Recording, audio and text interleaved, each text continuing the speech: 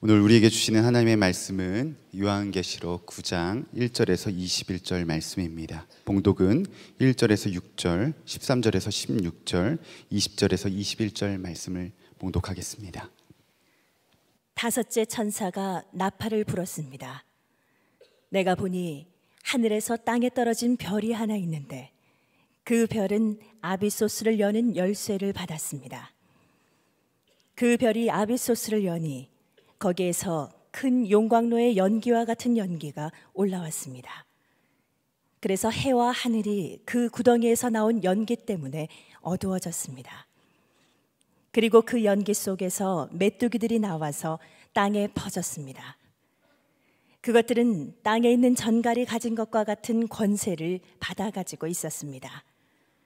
그것들은 땅에 있는 풀이나 푸성귀나 나무는 하나도 해하지 말고 이마에 하나님의 도장이 찍히지 않은 사람만을 해하라는 명령을 받았습니다. 그러나 그들에게는 사람들을 죽이지는 말고 5달 동안 괴롭게만 하라는 허락이 내렸습니다. 그것들이 주는 고통은 마치 전갈이 사람을 쏠 때와 같은 고통이었습니다. 그 기간에는 그 사람들이 죽으려고 애써도 죽지 못하고 죽기를 원해도 죽음이 그들을 피하여 달아날 것입니다. 여섯째 천사가 나팔을 불었습니다. 나는 하나님 앞에 있는 금제단의 네 뿔에서 울려나오는 음성을 들었습니다. 그것은 나팔을 가진 여섯째 천사에게 큰 강 유프라테스에 매여 있는 네 천사를 풀어놓아 주어라 하는 음성이었습니다. 그래서 그 네 천사가 풀려났습니다. 그들은 사람의 3분의 1을 죽이기 위하여 그 해, 그 달, 그날, 그때에 맞추어 예비된 이들입니다. 내가 들은 바로는 그 천사들이 거느린 기마대의 수는 2억이나 된다는 것입니다.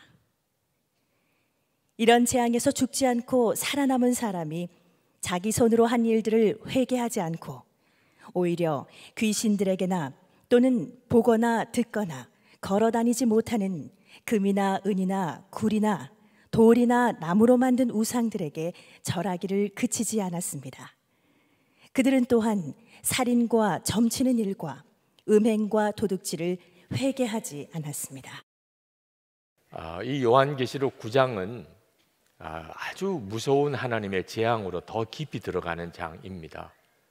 그러나 이 요한계시록은 근본적으로 우리들에게 두려움을 심어주기 위해서 쓰여진 책이 아닙니다. 오히려 하나님이 우리를 끝까지 포기하지 않고 사랑하신다고 하는 놀라운 메시지가 담겨 있는 책이 요한계시록입니다. 그래서 오늘 이 요한계시록 9장을 살펴보는 중에도 여러분들은 우리를 향한 변함없는 하나님의 사랑에 대한 눈이 열리게 되기를 축복합니다. 이 요한계시록 9장에는 5번째, 6번째 나팔 재앙이 나옵니다. 이 5번째 나팔 재앙은 요한이 보니까 하늘에서 별이 하나 떨어지는 것을 봅니다. 많은 성경학자들이 사탄을 의미한다고들 그렇게 해석합니다. 그 별이 이 무저갱의 열쇠를 가지게 되는데 그 무저갱은 악한 영이 갇혀져 있는 곳이라고 성경은 그렇게 말하고 있습니다. 예수님께서 귀신을 내어 쫓을 때 그 귀신들이 우리를 무저갱에 가두지 말아 달라고 하는 요청을 한 적이 있습니다. 그 악한 영들이 갇혀 있는 그 무저갱의 열쇠를 이 사탄이 가지고 그 무저갱의 열쇠를 엽니다. 그리고 거기서 수많은 악한 영들이 짙은 연기처럼 이 세상에 이제 나오게 되고 사람들을 무섭게 고통스럽게 만드는 일이 이 5번째 재앙입니다. 이 5번째 재앙에 나오는 이 연기와 함께 나오는 메뚜기 환상이 정확히 뭘 의미하는지는 뭐 성경학자들마다 설교자들마다 해석이 너무나 구구각색이라 제가 그 점에 대한 해석은 시도하지 않으려고 합니다. 그러나 한 가지 분명한 사실은 마지막 때가 되면 악한 영이 온 세상에 퍼져서 수많은 사람들을 고통스럽게 할 것이라는 것입니다. 여러분, 악한 영의 역사를 절대로 작게 여기시면 안 됩니다. 주님도 보이지 않으시니까 함께 계신 걸 믿지 못하고, 악한 영의 역사도 보이지 않으니까 얼마나 심각한지 깨닫지 못하는 성도가 되면 큰일입니다. 이 7절에 보면 이 악한 영들을 전투 채비를 한 말들과 같다 이렇게 표현했는데, 악한 영은 무섭게 사람들을 고통을 주려고 벼르고 준비한 그런 전투 말과 같다. 아주 작정을 하고 사람들을 고통스럽게 하고 믿는 성도라도 넘어뜨리게 하려고 역사하고 있다는 거예요. 그런데 우리가 그걸 모른다면 그러면 이게 얼마나 심각한 일입니까? 가룟 유다는 예수님이 택한 제자 중에 12제자 중에 하나였는데도 마귀가 그 가룟 유다의 마음에 들어가고 가룟 유다를 예수님 은30에 팔게 만들잖아요. 그렇게 충성스러웠던 베드로도 두려움의 영으로 역사하니까 예수님을 3번이나 부인했잖아요. 자기 땅 판 거 교회에다가 바치는 그런 마음을 가졌던 아나니아와 삽비라도 마귀가 그 속에 들어가서 탐심을 일으키니까 하나님을 속이는 거짓말을 하는 이런 말도 안 되는 그런 죄를 짓고 죽어나갔잖아요. 지금도 우리 주변에서 악한 영은 무섭게 역사합니다. 이 5번째 재앙은 하나님의 인을 맞지 않는 사람들을 고통스럽게 하라는 재앙입니다. 다시 말하면 성령을 모시고 있지 않는 사람을 고통을 주는 거죠. 그러나 성령을 모시고 사는 사람은 악한 영이 더 이상 고통을 주지 못한다는 말은 아닙니다. 이 5번째 재앙에서만 그렇다는, 그 다른 재앙에 대해서도 똑같은 적용이 되는 건 아닙니다. 주님이 하나님의 인을 맞은 자는 건드리지 마라, 이 5번째 재앙 때 그렇게 말씀하셨다는 거예요.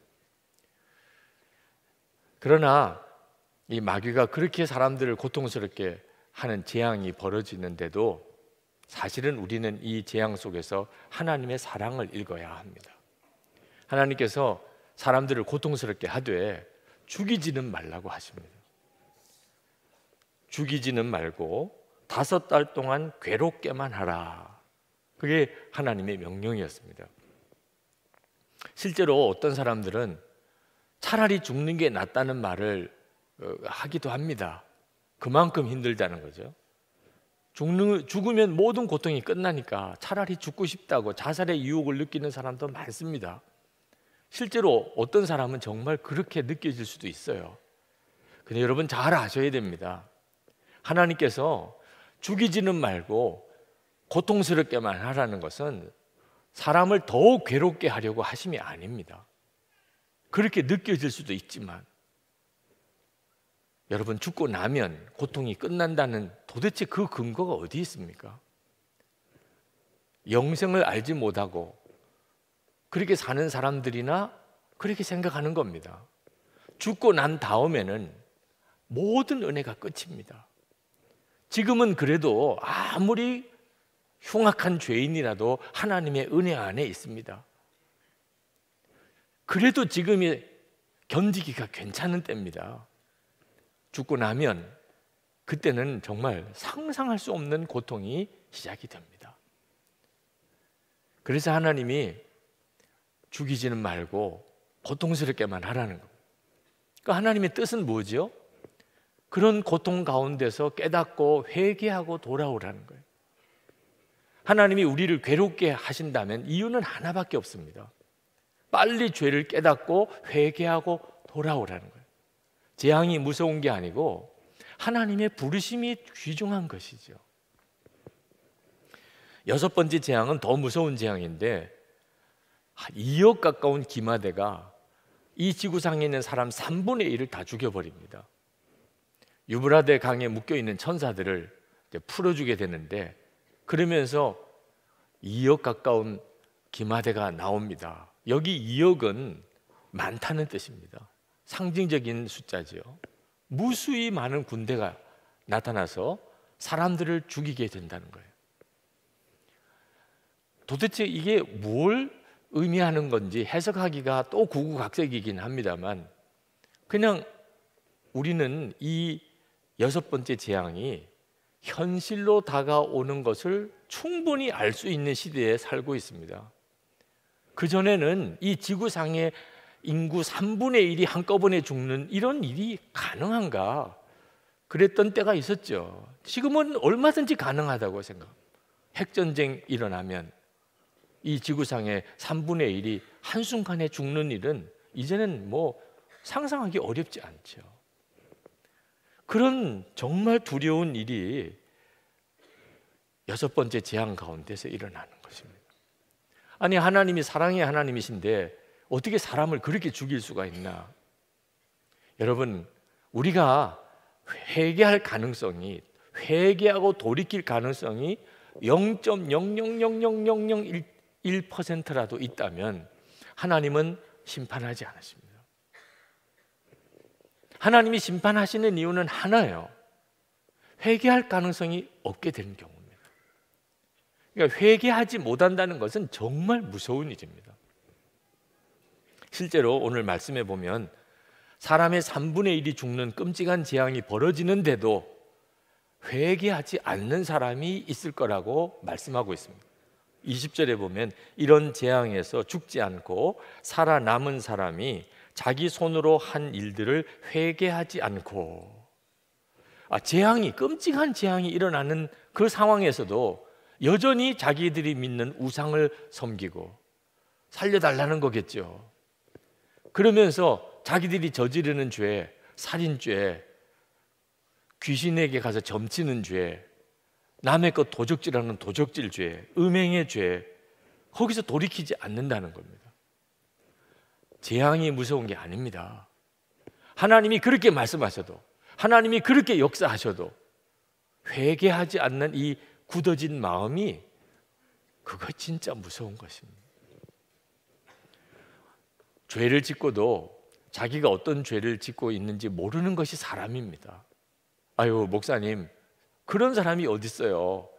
우리가 다 죄를 짓기는 하지만 자기가 짓는 죄를 자기가 모르는 그 정도 사람은 아닙니다. 여러분, 한번 제가 질문해 볼까요? 여러분의 남편이나 아내에게 여러분은 어떤 죄를 지었는지 아십니까? 부부 세미나 해보면 좀 정해진 틀 속에서 이제 대화의 시간을 갖게 되니까 그렇긴 합니다만, 하여튼 이제 아내는 아내대로 하고 싶은 이야기를 하고 남편은 남편대로 하고 싶은 이야기를 하다 보면 깜짝 놀랍니다. 내가 당신에게 그렇게 힘들게 했느냐? 내가 당신을 그렇게 고통 속에 몰아넣었었던 거냐? 몰랐다는 거예요. 사람이 자기 죄를 알까요? 여러분, 여러분의 부모님에게 어떤 죄를 지었는지 아십니까? 아유, 저도 저희 부모님에게 뭐 잘한 건 없지요. 그건 아는 거 아닙니다. 구체적으로 언제 어떤 죄를 지었는지 모르는 사람은 아는 게 아닙니다. 여러분 자녀들에게 어떤 죄를 지었는지 아십니까? 아이들이 수련회 가서 은혜 받으면 제일 먼저 하는 고백이 뭔지 아십니까? 엄마 용서하고 아빠 사랑하겠다는. 그 이야기 들은 부모들은요, 더 열이 받쳐요. 아니, 용서는 내가 너희를 하는 거지 무슨 너희들이 나한테 용서하냐. 모르는 거예요. 부모가 자식들에게 어떤 잘못을 저질렀는지 몰라요. 여러분은 하나님에게 무슨 죄를 지었는지 알고는 계십니까? 몰라요, 사람들이. 회개가 없는 것이 구원받지 못한 사람들의 특징입니다. 죄가 죄인 줄도 모르고 사니까요. 근데 여러분, 예수 믿고 구원받은 사람의 특징은 그럼 뭐겠습니까? 회개가 된다는 거예요. 회개가 된다는 거예요. 회개가 되는 것이 예수 믿고 구원받은 사람의 특징입니다. 성령께서 우리의 마음의 중심에 오시기 때문입니다. 성령께서 우리 안에 오셔서 하시는 일이 죄가 죄인 것을 깨닫게 하는 거예요. 그래서 사람이 예수님을 믿고 성령을 받고 나면 그냥 꼬꾸라지는 겁니다. 내가 죄인이요. 내가 죄인이요. 회개가 터지는 거죠. 예수 믿고 구원받은 사람의 공통적인 체험입니다. 죄는 절대로 즐거운 일이 되지 못합니다. 그전에는 은밀하게 아무도 모르게 그렇게 짓는 죄는 정말 은밀한 쾌감이 있었죠. 이제는 은밀한 게 없어요. 내 안에 성령 하나님을 모시고 살면 죄는 나를 고통스럽게 만듭니다. 그래서 회개하게 되는 거예요. 제가 존경하는 목사님 그 교회 교육자들과 함께 수련회를 갔던 이야기를 그 글에 쓰셨습니다. 목사님, 전도사님들과 수련회 가서 종이를, 백지를 다 나눠드렸대요. 그리고 거기 한번 써보라고 그랬습니다. 여러분이 맡고 있는 그 소그룹 리더들 그리고 그 가족들의 이름을 한번 써보라. 그리고 또 하나는 작년에 당신이 맡아 있는 그 교구에 세상을 떠나서 하나님께 간 성도들의 이름을 한번 써보라. 그리고 또 하나는 당신 교구에 작년에 새로 등록해 온 교인들, 새가족들의 이름을 한번 써보라. 그리고 다 제출을 받았습니다. 보니까 빈칸이 너무 많아요. 목사님과 그 장로님, 부목사님과 전도사님들이 다 하나님 앞에서 깊이 정말 회개하는 시간을 가졌다는 거예요. 우리가 말로만 교인을 사랑한다고 그러고 영혼을 사랑한다고 말은 했지, 하나님이 내게 붙여주신 교인 이름 하나, 정말 기도해 줘야 될 교인들 이름 하나, 그 가족들의 이름 하나 제대로 알지 못하고 무슨 사랑인가.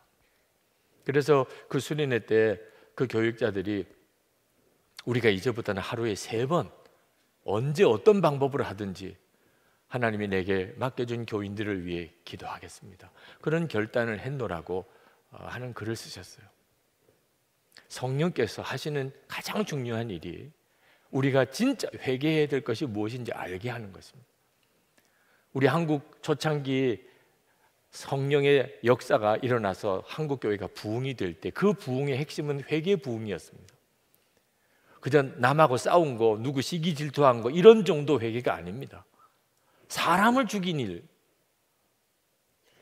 간음했던 일들, 다른 사람의 물건을 훔쳤던 일들, 이런 죄까지 회개를 하니까 오히려 교회가 술렁거릴 정도가 됐어요.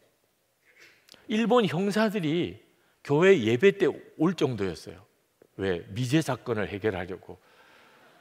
교인들이 막 회개가 터지는데 옛날에 해결되지 못한 그 사건에 막 그 고백까지도 나올 정도니까.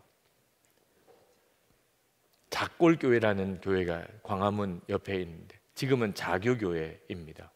1904년에 그 자교교회 부흥회가 있었는데 그 부흥회의 기록이 지금도 남아 있습니다. 이번 부흥회야말로 가장 놀라운 집회였다. 죄의식이 너무나 깊어 온갖 추악한 죄들을 고백했고 훔친 재물들을 돌려주었다. 우리 교인 대부분은 처음으로 죄가 어떤 것이고 죄사함이 어떤 것인지 알게 되었다. 이 집회의 결과로 참석했던 사람들은 새 삶을 살게 되었고 축복을 받게 되었다. 이런 집회를 통하여 우리가 확신하는 바는 성령께서 한국인들의 마음을 움직여 현재의 구원을 확신하고 증거하게 하셨다는 것이다. 성령이 역사하시면 반드시 이런 일이 일어납니다. 회개하게 되는 거예요. 그래서 주님은 그를 깨끗하게 씻겨주시게 됩니다. 이것이 우리가 예수를 믿고 누리는 가장 놀라운 은혜와 축복입니다. 여러분, 요즘에 회개할 일이 생각나지 않습니까? 내가 이렇게 살면 안 된다. 가정 문제든 일터에서든 개인적이든 교회 생활이든 내가 이렇게 살면 안 된다는 마음의 자책을 느끼지 않습니까? 여러분, 이것이 성령의 역사입니다. 여러분, 그런 자책을 작게 여기면 안 됩니다. 그저 마음이 괴롭다 이런 정도로 넘기면 안 됩니다. 성령의 근심이 까닭없이 있을 리가 없습니다. 성령님은 우리의 삶 전체를 압니다. 심각한 문제가 있을 수 있기 때문에 우리의 마음에 찌르시는 것입니다.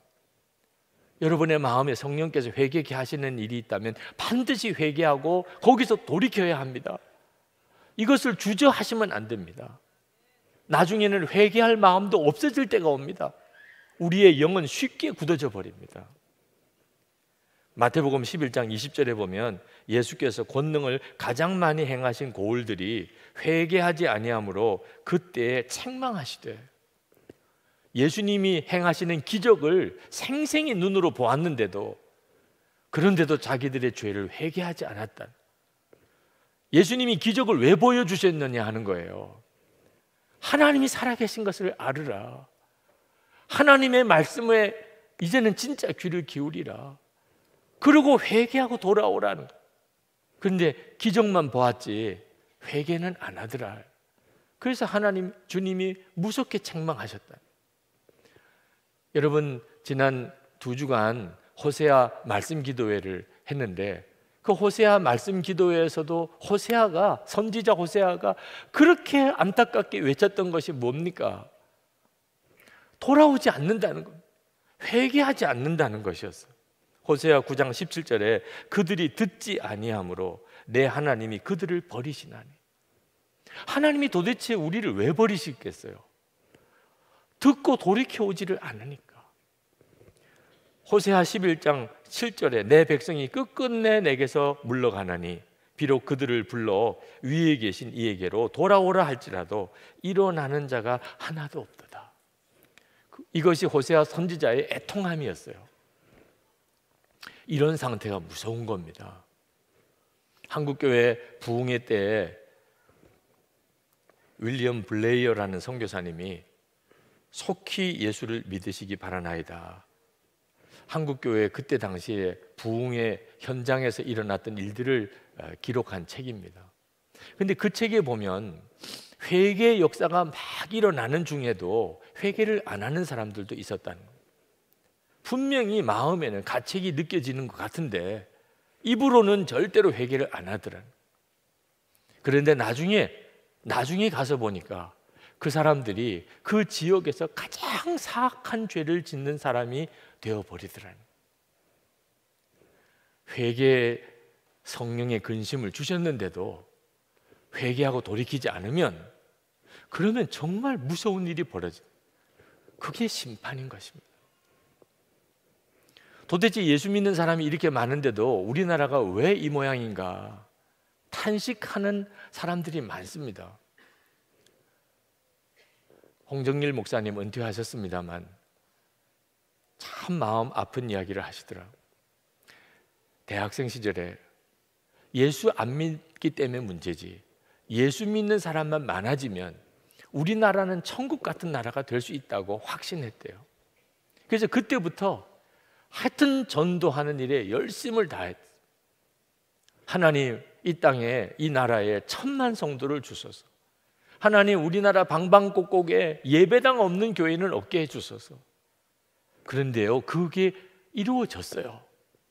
1000만 성도가 됐다고 말하고 이제는 진짜 예배당 없는 지역 마을 없습니다. 그런데 삶이 안 바뀌는 거예요. 예수를 믿는데 삶은 안 바뀌는 사람들이 너무 많은 거예요. 아, 그렇구나. 그저 예수만 믿게 해서는 안 되는 거구나. 성경 말씀을 가르쳐야 되는 거고. 그래서 그때부터 제자 훈련을 또 열심히 했대요. 그래서 정말 제자 훈련 열풍이 불었죠.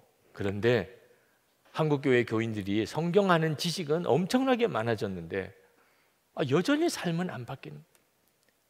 제자 훈련을 그렇게 잘한다고 하던 교회들이 펑펑 넘어지고 오히려 문제가 되는 일이 일어나면서 너무너무 당황스럽더라는 거예요. 예수를 믿게 해도 안 되고 제자 훈련을 시켜도 안 되는 걸 어떻게 해야 되느냐는 거예요. 당신이 목회에 실패했노라고 그런 마음 아픈 고백을 하셨어요. 여러분, 교인 수가 얼마나 몇 명이냐 이제는 아무 의미가 없다는 거 다 알 때가 됐습니다. 교인이 뭐 1000만이냐 2000만이냐 500만이냐 이건 의미가 없는 거라는 거예요. 제자 훈련 했느냐 안 했느냐 이것도 의미가 없어요. 문제는 그 사람이 진짜 회개하고 삶이 바뀌었느냐 하는 겁니다. 우리가 24시간 주님을 바라보자 그러고 매일 주와 동행하는 일기를 써보자고 하는 이유는 우리가 주님을 바라보는 눈이 뜨여야 우리의 삶의 변화가 오기 때문입니다. 여러분, 회개가 그치지 않으면 아직까지는 희망이 있습니다. 저는 한국교회 회개를 위해서 기도하고 있습니다. 매일 저녁에 매일 합심 기도문에도 나갑니다. 한국교회가 정결해지고 성령의 충만함을 회복하게 해달라. 그런데 그동안에 한국교회가 회개 많이 했어요. 하여튼 연합 집회, 대집회 할 때마다 항상 거기에는 회개 시간이 있었습니다. 강단에 목사님, 장로님들이 흰 옷을 입고 올라와서 다 무릎을 꿇고 두 손을 들고 하나님, 우리가 죄를 지었습니다, 용서해 주세요. 뭐 퍼포먼스도 엄청나게 했습니다. 그런데 오히려 이 회개가 식상하게 돼버렸어요. 회개하면 뭐하냐, 똑같은데. 오히려 회개한다고 했던 사람들이 더 잘못을 저지르는 것을 보고는 이제는 회개하자는 말도 꺼내기가 어려울 정도 분위기가 됐습니다. 회개는 해야 되겠는데 이 회개 운동을 어떻게 시작하죠? 근데 기도하면서 하나님이 저에게 주신 놀라운 깨우침이 있었어요. 저는 회개해도 소용없다고 생각했는데 우리 주님은 말씀하세요. 뭐 입으로 하든 뭐 엉터리로 하든 형식적으로 하든 회개해야 된다, 그런 생각이 있는 것만 가지고도 아직 끝은 아니다. 하여튼 무슨 연합 집회를 하면 우리 회개는 해야지요, 그게 그냥 이루어지는 건 아니라 회개해야지 이런 생각만 아직도 있다면 아직은 최악은 아닌 겁니다. 또 하나, 뭐 어떤 사람은 형식적으로 회개하고 어떤 사람은 직책 때문에 회개하는 척하고 했을지라도 그 집회 때 참석했던 많은 교인들은 진심으로 하나님 앞에 회개했다. 하나님 용서해 주세요, 하나님 바로 살지 못했어요. 그래서 지금 이만큼이라도 있는 거예요, 한국 교회가. 그마저도 없었다면 이건 정말 상상이 안 되는 끔찍한 일이 벌어지는 거예요. 회개하고 있다면 아직도 최악은 아닌 겁니다. 여러분이 지금 정말 최악의 상태에 몰려 있다고 하더라도 여러분의 마음속에 회개해야지라는 마음이 있다면 여러분에게는 아직도 얼마든지 완전한 회복의 가능성이 있는 거예요. 호세아서에서 말씀하고 있잖아요. 주님께서 요한에게 이 끔찍한 5번째 나팔재앙, 6번째 나팔재앙을 왜 보여주셨겠습니까? 하나님은 기다리고 계시다. 인이 떼어지는 재앙, 요한계시록 6장에 보면 인구의 3분의 1이 죽습니다. 요한계시록 9장에 6번째 나팔재앙 때는 인구의 3분의 인이 재앙 때는 4분의 1이 죽고 여기서는 3분의 1이 죽습니다. 하나님이 진짜 다 죽일 거라면 그냥 다 죽이시지 왜 처음에는 4분의 1 죽이고 왜 여기서는 3분의 1을 죽이고 이렇게 하십니까? 하나님은 살아남은 사람이라도 한 사람이라도 좋으니 돌아오라. 이 무서운 재앙 앞에서 이제는 회개하고 돌아오라. 그리고 성도들에게 말하는 거예요. 재앙이 무서운 게 아니라 회개가 그친 게 무서운 것이다. 몸 씻는 것만 생각하지 말고 이제는 정말 매일매일 하나님 앞에서 내가 무엇을 잘못했나 돌아보고 회개하고 깨끗함에 받는 시간을 반드시 가져야 한다. 그게 우리가 사는 길입니다. 하나님의 심판의 때, 무서운 재앙의 때 성도가 사는 길이 회개가 그치지 않는 것입니다. 믿음으로 사는 남자들 모임 때 어느 남자 권사님이 간증을 하셨습니다. 그 권사님에게는 마음에 큰 기도 제목이 있었는데 아들이 신앙생활을 제대로 하지 않는 겁니다. 아무리 다 이르고 해도 이제는 크니까 말을 안 듣는 거예요. 근데 어느 날 그 권사님에게 주님이 말씀으로 깨우쳐 주셨습니다. 그 아들이 신앙생활 제대로 하지 못하는 것은 아버지로 인한 마음의 상처가 있어서 아버지가 하는 말을 듣지 않으려고 하는 것이라. 그러고 보니까 그동안에 아이 잘 되라고 아무 생각 없이 그냥 매를 들고 야단을 치고 소리를 지르고 했던 일이 그 아이에게는 다 마음의 상처가 되었던 걸 알았어요. 야, 이걸 회개해야 되고 아들에게 용서를 구해야 되겠다, 그런 마음이 들었습니다. 이제 5월이 돼서 가정의 달 5월이 됐는데 하나님, 이 가정의 달에 아들에게 용서를 구하겠습니다. 아들의 마음의 상처를 주님이 치료해 주십시오. 그런데 아버지가 아들에게 용서를 구하기가 실제로 쉬운 일은 아니라 이때 하나 저때 하나 이렇게 하다가 5월 30일이 됐어요. 이제는 하루 더 남았고 그걸로 5월은 지나갑니다. 큰일 났어요. 더 이상 때 분위기 찾다가는 정말 아들 다 놓칠 것 같아요. 그리고는 그냥 급한 마음에 지금 해야 되겠다고 나왔는데 아들이 거실에서 야구 중계를 보고 있는 겁니다. 그 아들에게 테레비를 좀 끌 수 없냐. 아이는 그냥 얼굴이 그냥 노골적으로 싫은 기색이 확 떠오르고, 하여튼 아버지는 하나도 도움이 안 돼, 이런 느낌으로. 그런데 아버지가 테레비 좀 끌 수 없느냐 그러니까 억지로 테레비는 껐습니다. 그때 그 아들 앞에 무릎을 꿇었어요. 아버지를 용서해 줄 수 없겠냐. 내가 그동안 아무 생각 없이 너한테 매를 들었던 일이 너무 많았고 말로 내 마음에 상처를 주었던 일이 많았다. 그게 얼마나 무서운 건지 내가 잘 몰랐다. 내가 얼마나 마음의 상처가 깊은지도 아빠는 몰랐다. 이제는 깨닫고 내가 잘못했다는 것을 정말 깨닫는다.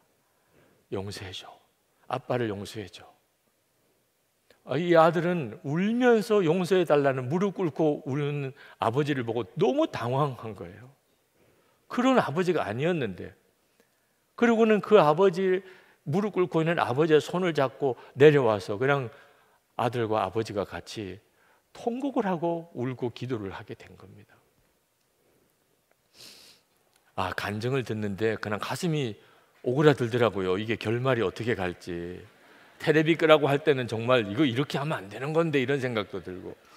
그런데 그렇게 아들과 아버지가 손을 잡고 눈물로 서로 기도했다는 이야기를 듣고는 그냥 박수가 나오더라고요. 다들 박수로 그런 역사를 이루신 하나님을 찬양했습니다. 여러분, 하나님께서 여러분들을 향하여 회개할 마음을 주시는 것은 절대 놓치면 안 됩니다. 그때 하나님이 비로소 역사하실 수 있어요. 성도답게 살 수 있어요. 마지막 때의 성도의 삶을 살아낼 수가 있는 겁니다. 오늘 이 시간 주께서 여러분에게 주시는 마음을 붙잡고 정말 지금까지 계속 마음에 회개케 하셨던 일, 오늘 특별히 내 마음에 찔러주시는 것, 뒤로 미루지 말고 못 들은 척 하지 말고, 주님 그렇습니다, 제가 여기서 돌이키기를 원합니다. 주님께 분명히 고백할 수 있게 되기를 축복합니다. 우리 인내하신 구세주여, 너무나 유명한 찬송이죠. 그 찬송을 우리 같이 부르고 기도하기를 원합니다. 우리 일어나셔서 부르겠습니다.